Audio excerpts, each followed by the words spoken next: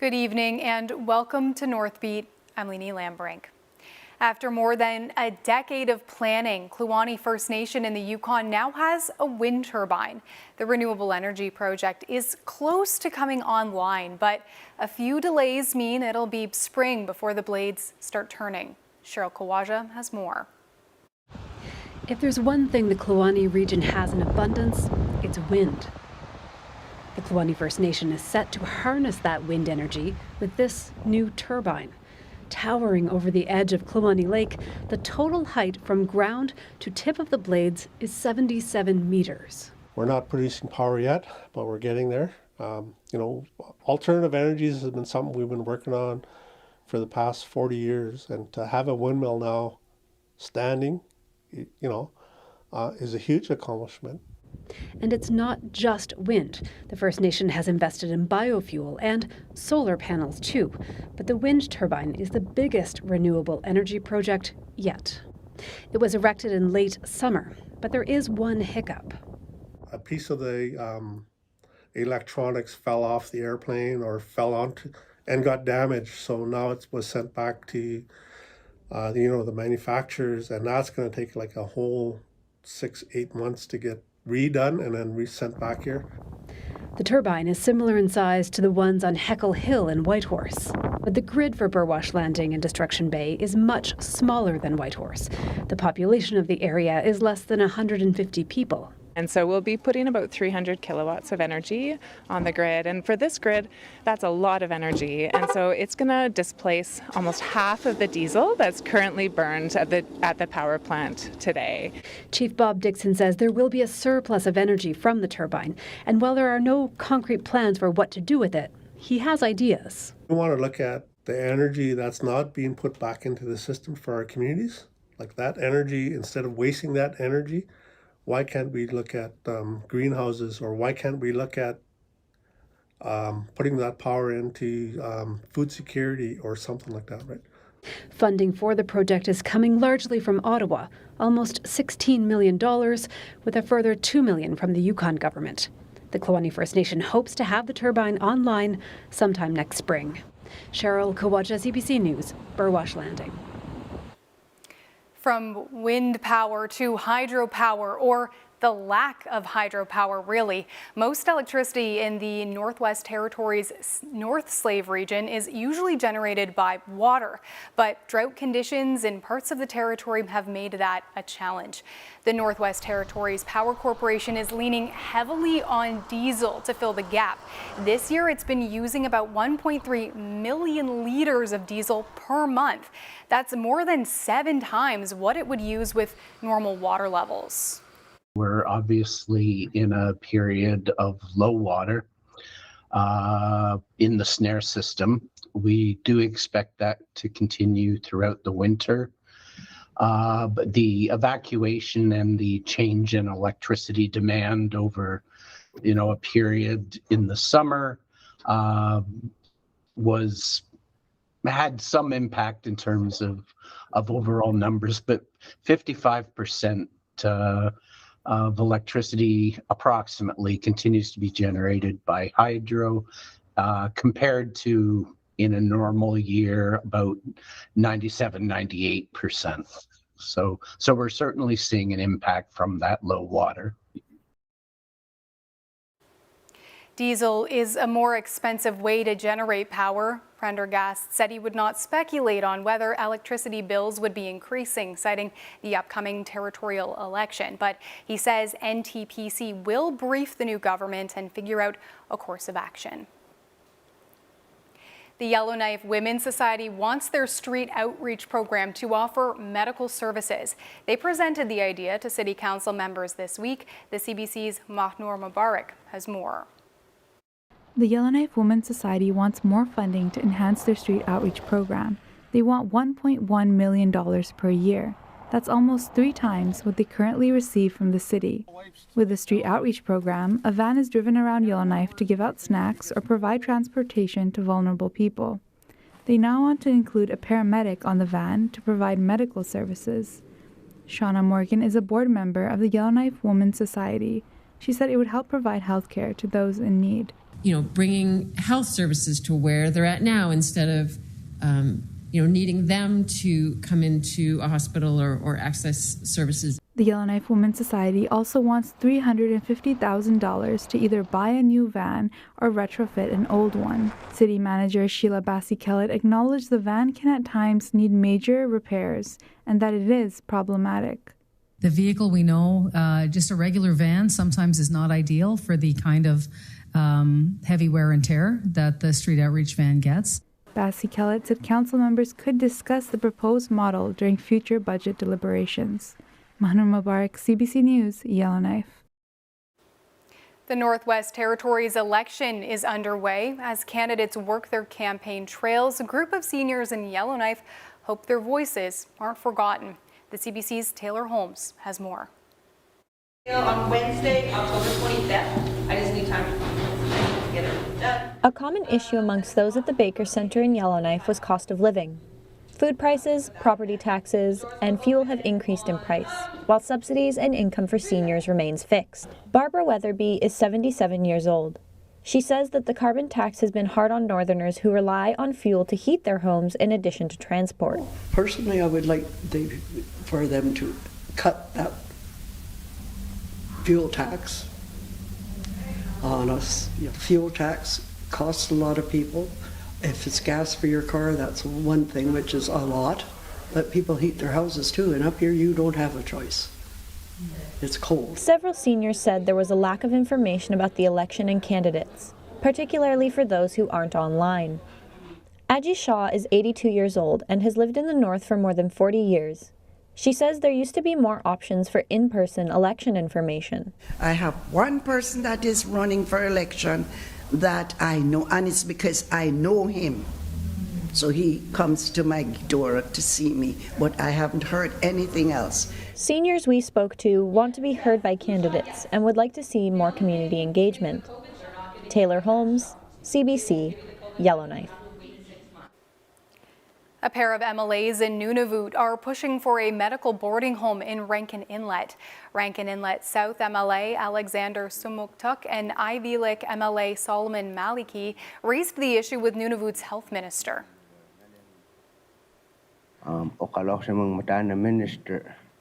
The minister has stated previously that there's not enough patient going to Rankin, but I don't believe that, and I know that my constituents have gone to Rankin Inlet and there wasn't enough room in Rankin Inlet.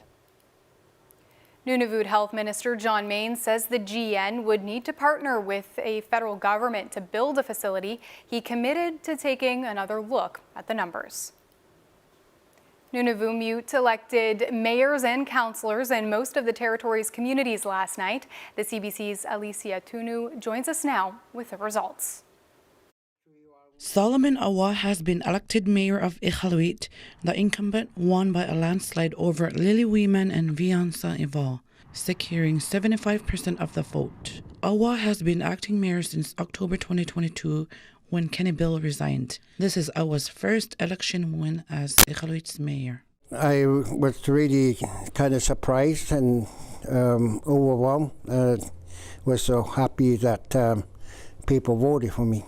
In Rankin Inlet, Harry Tautungi was re-elected for 4 more years. Tautungi was up against former federal Liberal candidate and Rankin councillor Megan Pizzolayo. About 28% of voters in Rankin Inlet cast ballots, according to unofficial results from Elections Nunavut. Hamlet council candidates in the community were acclaimed. Tautungi says there is still a lot of work ahead for the council. All I can say is thank you to everyone.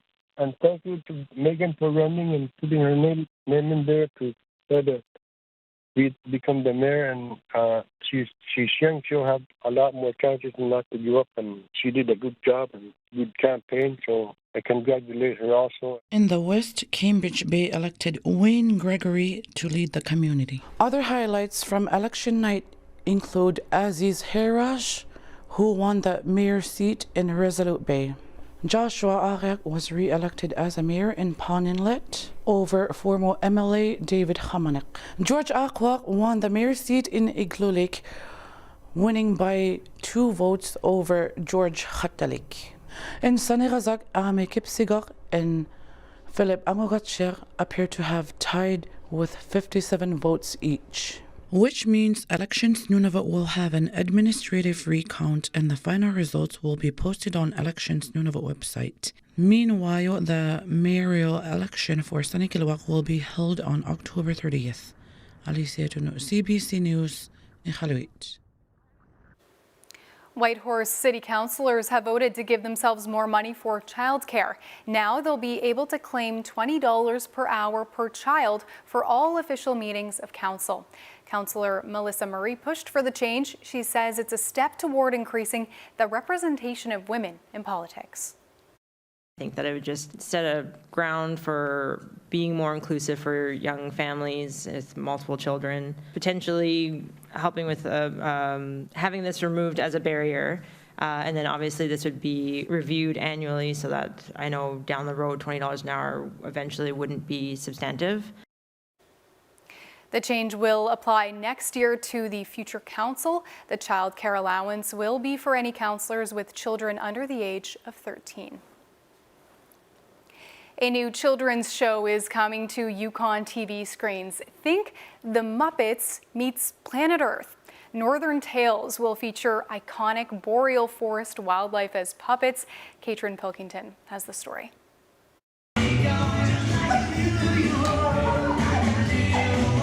You're looking at the future cast of Northern Tales. Participants took part in a workshop in Whitehorse this past weekend to learn a unique art from master puppeteer Ali Eisner. Eisner is a Juno Award-winning artist whose work has been featured on the Disney Channel, Nickelodeon, PBS, and more. Eisner is trans and said watching The Muppets was one of the few places they felt at home growing up. It used to make my heart sing and my whole body would just decompress.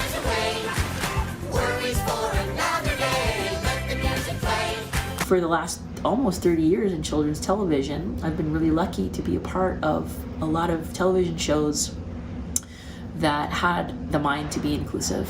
And I hope that the work that I do in the future and in the past, hopefully, is enabling a space for kids to feel safe and feel like they can be themselves too, so they can feel comfortable in who they are. Daniel Little was one of the workshop participants. He attended in the hopes of getting cast on the show this November. Everybody was really committed and ready to learn and make mistakes, and Ali just made it so easy. They're so encouraging and positive that even when you feel like a bozo swinging a puppet around, they make you feel like you're a pro. For many of the participants, this experience was a first. It was posted on Instagram, and I thought, I'm going to try that. I've never done it before, so I'm going to try it. And I did. Have you ever thought about puppeteering before? Never. Production is set to begin February 2024. 1, 2, 3, puppets! Katrin Pilkington, CBC News, Whitehorse. Things are too good, just scared that things will be taken away. Think of the education they will receive. You're going to see things you never forget. There is no way that we are going to give up when we are threatened with cultural genocide. Sometimes it's the beautiful things that hurt the most to remember. You promised me that you won't look back. You are our tomorrow. A lot happens overnight. Hey, good morning, Heather. Hey, good morning. How are you today? We're ready to go when you need to know. Good morning. I'm Heather Hiscox. We begin with breaking news, what we're learning from it. Like you see from behind us here, how big the fire is. Your connection goes back decades. You're giving me the hard questions. Yep. The heroes and the helpers. That is what we're here for. I found Canadians. I'm Heather Hiscox. Start your day with us on CBC Morning Live. I am in the best place in the entire world right now. Oh, I always play with fire. This is an epic fail. I'm obsessed with these. I am utterly speechless.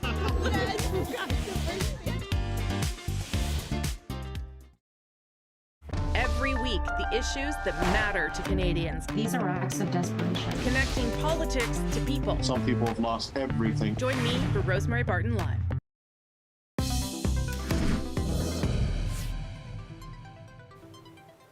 We turn now to the situation in the Middle East. The World Health Organization is calling for an immediate ceasefire in the war between Israel and Hamas. The UN-run organization says the situation in Gaza will become catastrophic without more supplies and fuel.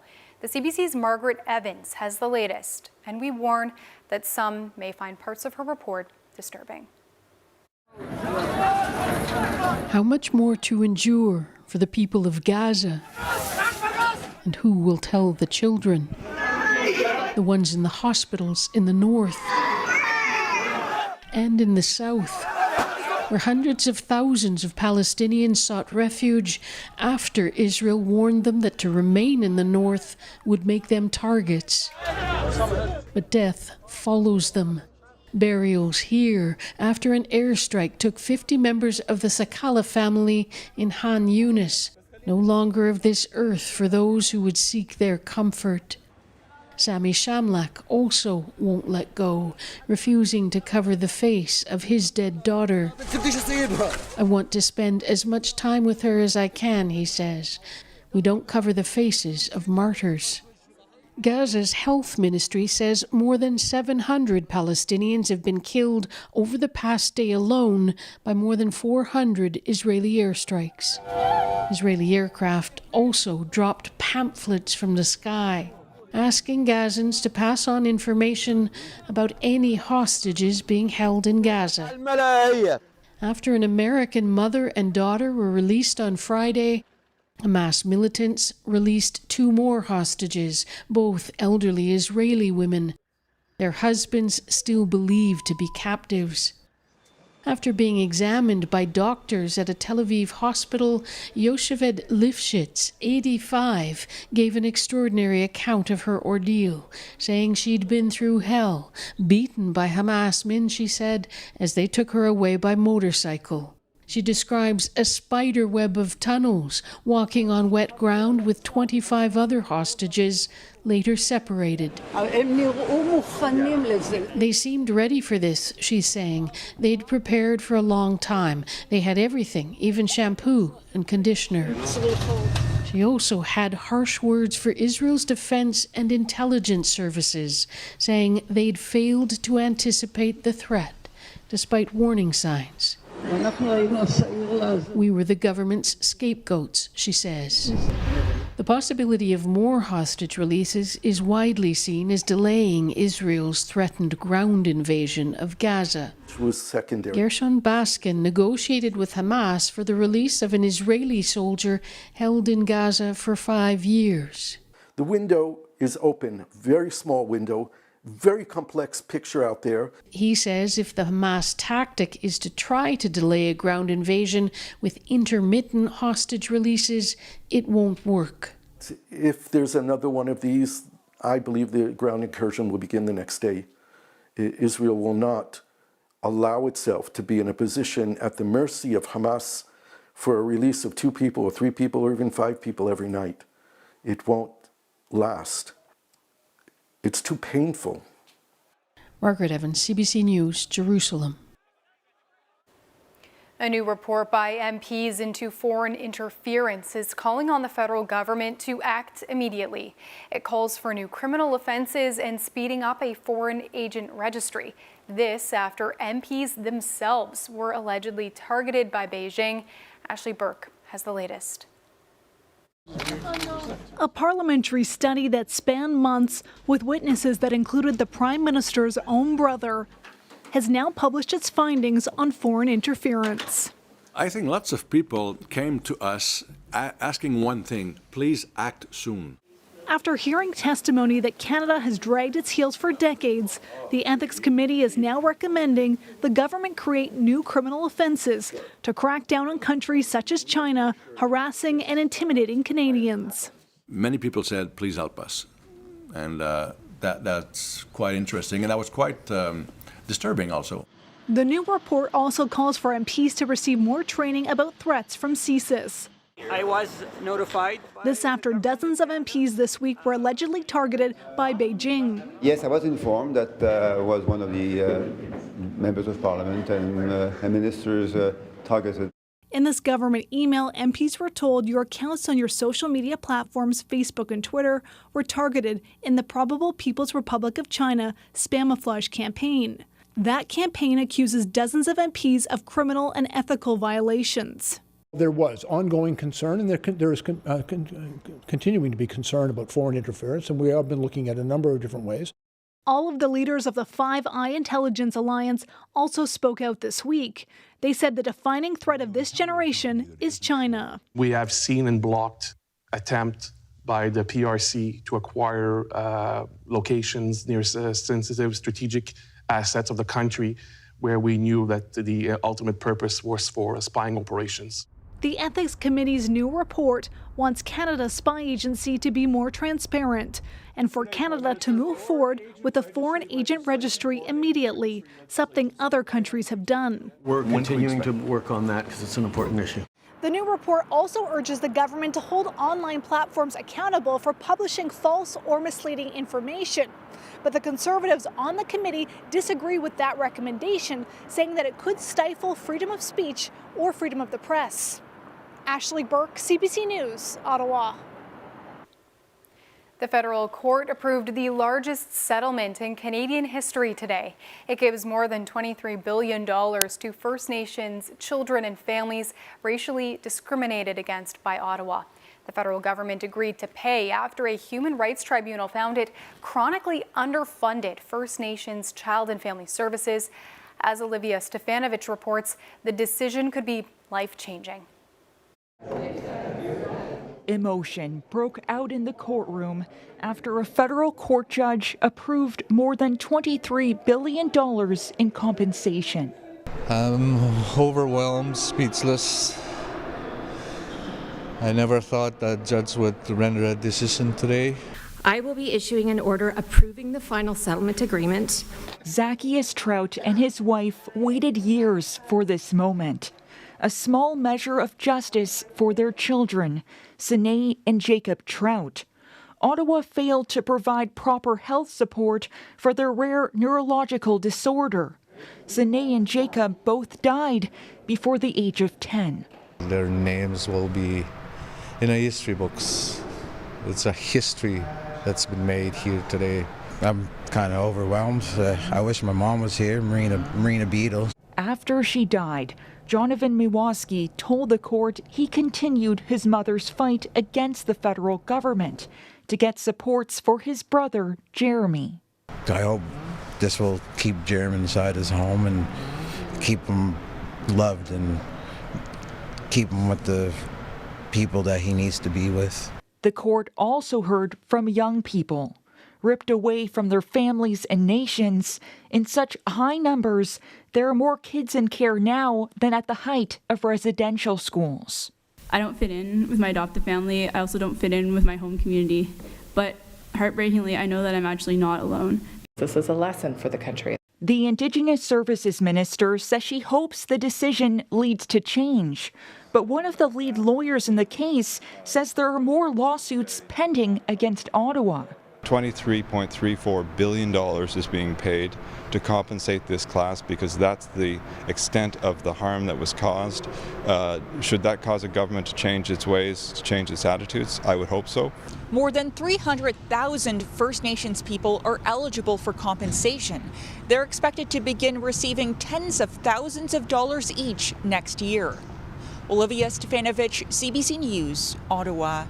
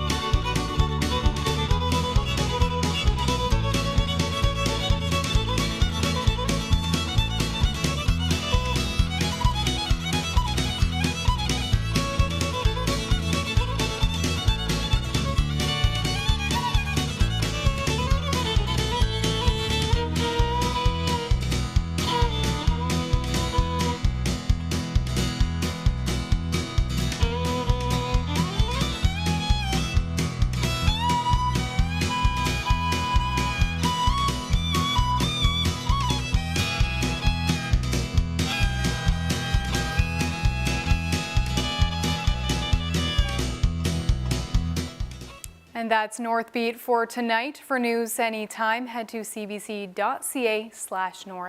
Yellowknife got a fresh blanket of snow on the ground this week. We leave you with images of that. Thanks for watching. I'm Leanie Lambrink. Have a good night.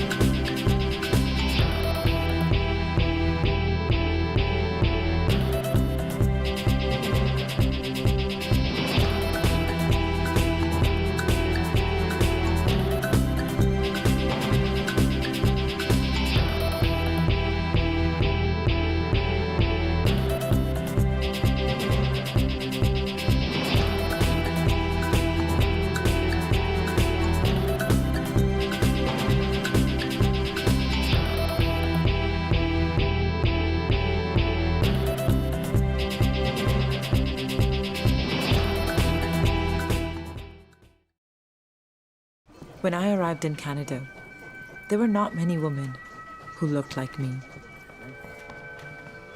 Not everyone was welcoming. But my husband made a new life here in this distant country. And I thought here I could belong. And many others could too. As the years went on, our town flourished. Our community worked together and took care of each other. Our children grew up with a true sense of belonging. Here in Baldi, we built our home, and we wanted others to do the same. Established by South Asian immigrants in 1917, the mill town of Baldi, British Columbia was one of Canada's first inclusive multicultural communities.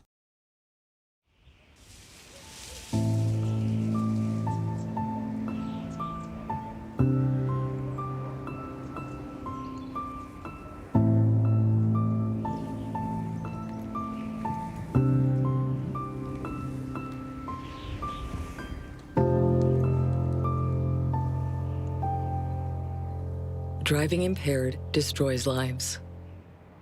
A message from Mad Canada.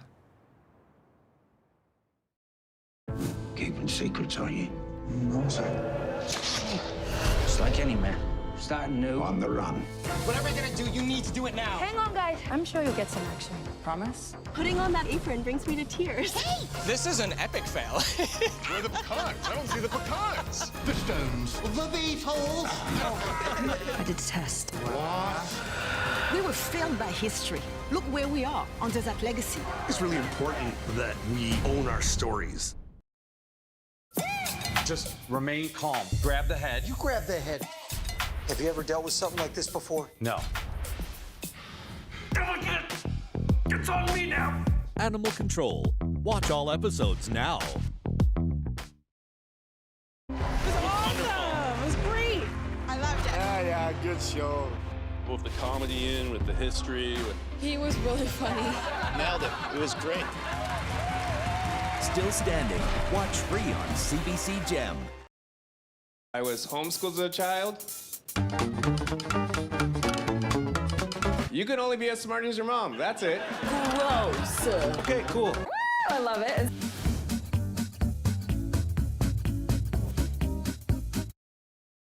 Do you know what destiny means? There is no power greater than that of the people. I will not run away. My destiny is to rule this country. Victoria. Watch free on CBC Gem. Get the news you need without restrictions. Download the free CBC News app